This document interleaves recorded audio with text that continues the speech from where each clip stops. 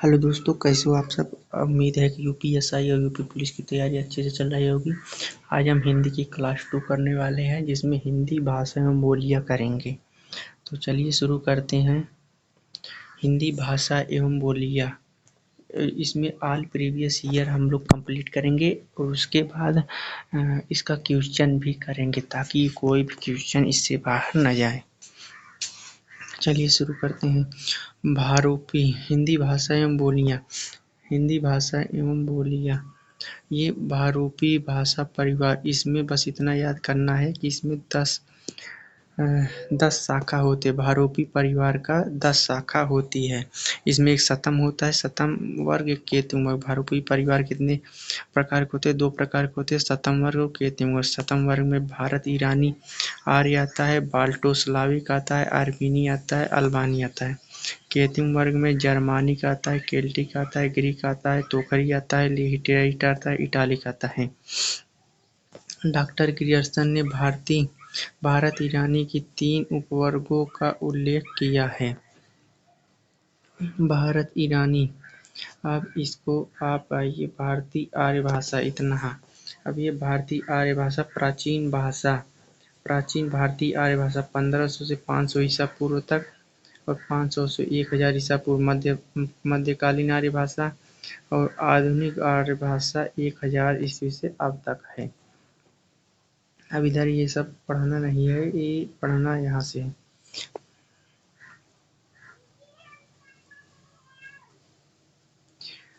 अपभ्रंश भारतीय आधुनिक भाषाएं।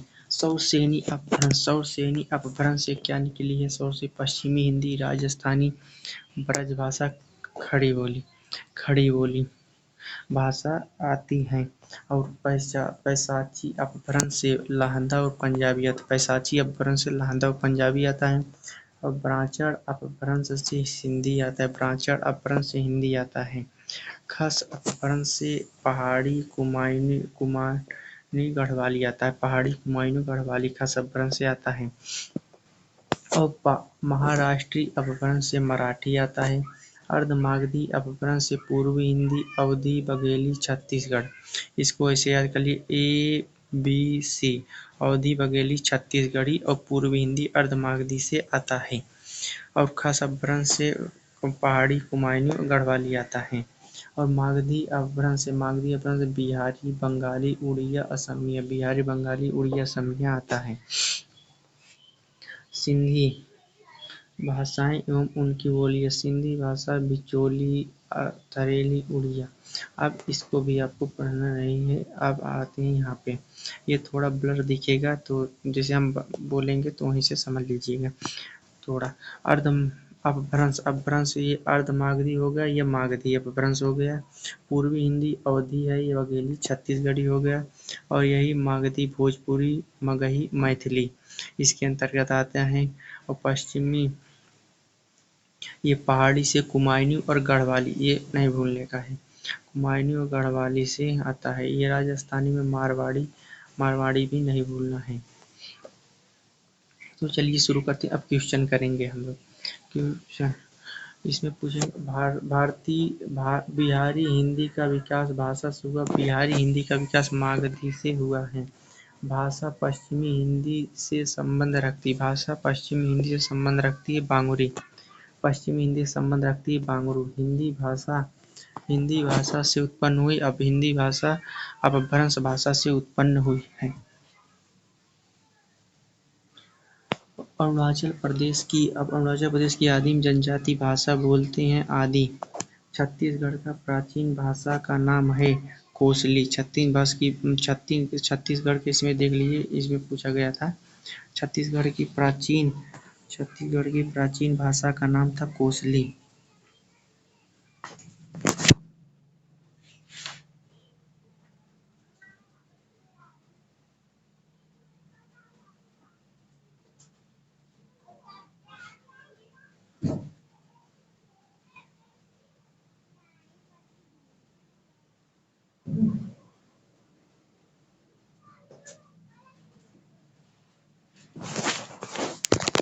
सॉरी फॉर तो हिंदी बिहारी हिंदी का विकास मागधी से हुआ। बिहारी हिंदी का विकास मागधी से हुआ है।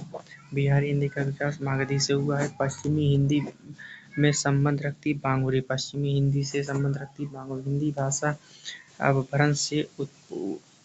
भाषा अपभ्रंश भाषा से उत्पन्न हुई है। इसमें पूछा गया था, यूपी पुलिस कांस्टेबल में सीधा सीधा पूछा गया था 17 फरवरी को। हिंदी भाषा अपभ्रंश भाषा से उत्पन्न। अरुणाचल प्रदेश की आदिम जनजाति आदि भाषा बोलती है। छत्तीसगढ़ की प्राचीन भाषा का नाम था कोसली।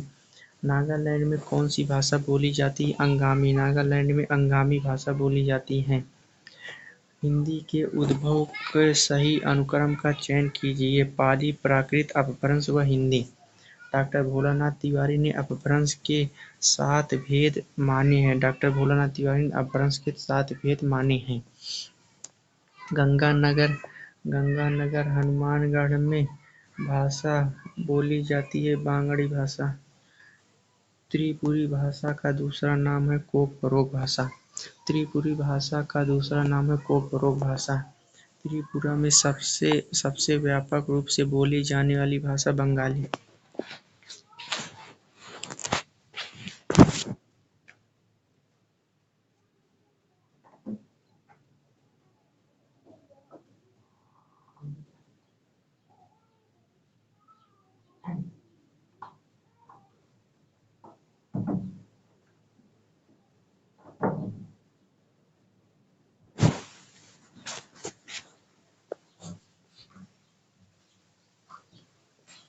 गंगानगर हनुमानगढ़ में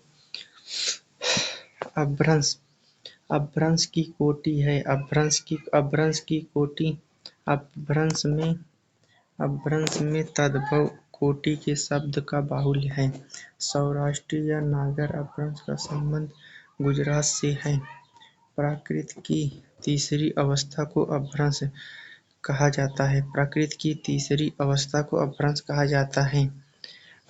भारत के राजस्थान में मारवाड़ क्षेत्र से उत्पन्न भाषा मारवाड़ी है। भारत के राजस्थान मारवाड़ क्षेत्र से उत्पन्न भाषा मारवाड़ी है। गोवा की सबसे पुरानी भाषा कौन सी है? कोंकणी है। गोवा की सबसे पुरानी भाषा कोंकणी है। बिहार की लिपि है कैथी लिपि। इसमें पूरा यूपीएसआई और यूपी पुलिस कंप्लीट करा देंगे। अगर आप लोग साथ देंगे तो ठीक है, नहीं तो नहीं कराएंगे। लूसी भाषा कहाँ बोली जाती है? मिजोरम। लूसी भाषा कहाँ बोली जाती है? मिजोरम। अपभ्रंश का सर्वाधिक विवादित पहलू है अपभ्रंश के भेद। अपभ्रंश का सर्वाधिक विवादित पहलू है अपभ्रंश के भेद। ऐ और स्वरियों अपभ्रंश की वर्णमाला में नहीं है। संसार की भाषाओं में हिंदी का तीसरा स्थान है। संसार की भाषाओं में हिंदी का स्थान तीसरा है। हिंदी गद्य के प्राचीनतम प्रयोग ब्रजभाषा और राजस्थानी। हिंदी गद्य के प्राचीनतम प्रयोग ब्रजभाषा और राजस्थानी है। छत्तीसगढ़ भाषा का सहोदर भाषा बघेली और अवधी है। सहोदर भाषाएं बघेली और अवधी सी हैं। गुजरात का स्थानीय भाषा गुजराती संस्कृत और प्राकृत भाषा से निर्मित हुआ है। गुजरात का स्थानीय भाषा गुजराती संस्कृत और प्राकृत भाषा से उत्पन्न हुआ है। बुंदेली हिंदी की एक बोली है तो और राठौरी है। राठौरी एक उपबोली है। ये भी पूछा गया था यूपीपी असिस्टेंट ऑपरेटर। ब्राह्मण अपभ्रंश से सिंधी भाषा का विकास हुआ है। ब्राह्मण अपभ्रंश से सिंधी भाषा का विकास हुआ है। सिंधी भाषा का विकास ब्राह्मण अपभ्रंश बोली से माना गया है। दक्षिणी अपभ्रंश को निराधार एवं अवैज्ञानिक कहा जाता है। डॉक्टर नामवर सिंह ने कहा दक्षिणी अपभ्रंश को निराधार और अवैज्ञानिक कहा है डॉक्टर नामवर सिंह ने। मध्य प्रदेश या सौरसेनी अपभ्रंश का उस समय का उपभाषा माना गया। मध्य प्रदेश का सौरसेनी अपभ्रंश को उस समय की उपभाषा माना गया है। कानपुर में बहुसंख्यक लोग कौन सी भाषा बोलते हैं? कानपुर में बहुसंख्यक लोग कौन सी भाषा, हिंदी और कन्नौजी भाषा बोलते हैं। व्यंजन व्यंजन अपभ्रंश की वर्णमाला में नहीं है। स व्यंजन जो है अपभ्रंश की वर्णमाला में नहीं है। ये षटकोण वाला स व्यंजन की वर्णमाला में नहीं है। हिंदुस्तानी भाषा का रूप है। हिंदुस्तानी भाषा का रूप हिंदी उर्दू का मिश्रित रूप है। अपभ्रंश भाषा का विशेषताओं के संदर्भ में कारकों के रूप में अधिक हो गए थे असत्य है। भारत में संस्कृत भाषा बोली जाती है। मत्तूर गांव और झीरी गांव। सौरसेनी अपभ्रंश से उपभाषा का विकास हुआ है। सौरसेनी अपभ्रंश से राजस्थानी उपभाषा का विकास हुआ। सौरसेनी अपभ्रंश से राजस्थानी उपभाषा का विकास हुआ है। भाषा का प्रथम प्राकृत कहा जाता है पाली को। भाषा का प्रथम प्राकृत कहा जाता है पाली को। भाषा का प्रथम प्राकृत कहा जाता है पाली को। पाली प्राकृत अपभ्रंश अवहट्ठ ऐसे है। अपभ्रंश का शाब्दिक अर्थ क्या होता है? तत्सम। अपभ्रंश का शाब्दिक अर्थ होता है तत्सम। मध्य भारतीय आर्य भाषा का अंतिम रूप है अपभ्रंश। संस्कृत के ऋण शब्द का पाली में रूप मिलता है ईना। संस्कृत के ऋण शब्द का पाली में रूप मिलता है ईना। यह भी हेड ऑपरेटर में पूछा गया था। अपभ्रंश का उत्तरकालीन अवस्था का नाम क्या है? अवहट्ठ। अपभ्रंश का उत्तरकालीन अवस्था का नाम है अवहट्ठ। भाषा विशेष के अर्थ में सबसे पहले अपभ्रंश शब्द का प्रयोग किया चंड ने। अपभ्रंश भाषा के प्राचीनतम उदाहरण मिलते हैं भरत मुनि कृत नाट्यशास्त्र में। प्राकृत सर्वस्व में अपभ्रंश के भेदों का उल्लेख मिलता है 3। डॉक्टर तगारे के अनुसार अपभ्रंश के 3 भेद हैं। पैशाची भाषा वह प्राकृत भाषा है जो प्राचीन समय में भारतवर्ष के पश्चिमोत्तर प्रदेश में बोली जाती थी। संस्कृत भाषा का दूसरा नाम है देवभाषा। संस्कृत भाषा को दूसरा नाम देवभाषा भी कहा जाता है। बोडो भाषा मुख्य रूप से भारत के राज्य बोडो, डोगरी, मैथिली, संथाली जो जोड़ी गई थी। ये बोडो जो है असम भाषा की बोली है। ब्याडी और पतंजलि ने अपभ्रंश शब्द का प्रयोग किस अर्थ में किया है? ये संस्कृत के मानक शब्दों में अपभ्रंश और भ्रष्ट अशुद्ध शब्दों के अर्थ में किया है। पश्चिमी हिंदी का विकास अपभ्रंश से हुआ है। सौरसेनी। पश्चिमी हिंदी का विकास सौरसेनी से हुआ है। हिंदी भाषा के उद्भव एवं विकास के संबंध में शोध करते हुए अधिकांश शोधकर्ताओं ने आज की हिंदी के प्रारंभिक रूप को पुरानी हिंदी व अवहट्ठ के नाम से अभिहित किया है। इस अवहट्ठ को उद्भव के रूप में सही क्रम इसमें पूछता है कि हिंदी का सही क्रम क्या है। सबसे पहले संस्कृत आई, संस्कृत के बाद पाली, पाली के बाद प्राकृत, अपभ्रंश, फिर अवहट्ठ। संस्कृत, पाली, प्राकृत, अपभ्रंश, अवहट्ठ। भाषाओं का पारिवारिक वर्गीकरण का आधार है इतिहास। भाषाओं का पारिवारिक वर्गीकरण का आधार है इतिहास। वैदिक संस्कृत से लेकर आधुनिक युग तक की हिंदी के विकास का सही क्रम है। वैदिक अगर संस्कृत से पूछे तो फिर वैदिक संस्कृत, फिर लौकिक संस्कृत, फिर पाली, फिर प्राकृत, फिर अपभ्रंश, फिर अवहट्ठ होगा। उत्तर प्रदेश में बोली जाने वाली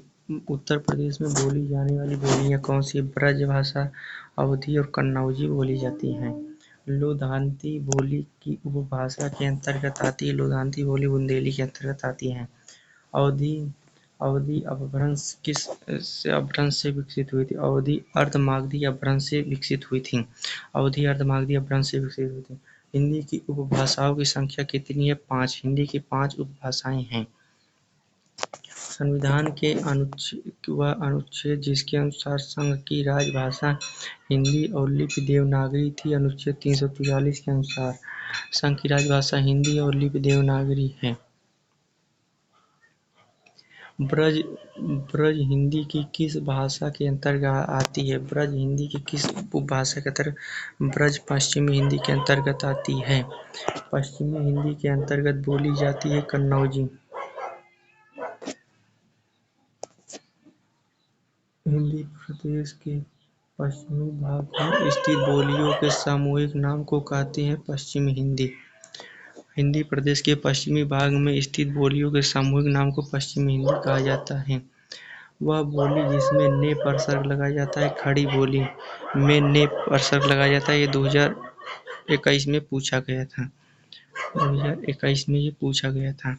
वह बोली जिसमें ने पर सर्ग लगाया जाता है खड़ी बोली कहलाती है। हिंदी खड़ी बोली अपभ्रंश से विकसित हुई है सौरसेनी। हिंदी खड़ी बोली अपभ्रंश से विकसित हुई है सौरसेनी। खड़ी बोली निकली है पश्चिमी हिंदी से। खड़ी बोली पश्चिमी हिंदी से निकली है। खड़ी बोली अपभ्रंश से विकसित है सौरसेनी।